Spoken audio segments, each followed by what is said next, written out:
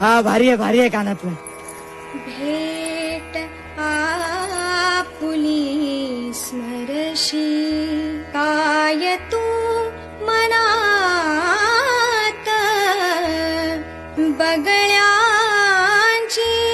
माळ फुले अजूनी अंबरात बगळ्यांची माळ फुले अजूनी अंबरात बगळ्यांची माळ फुले अजून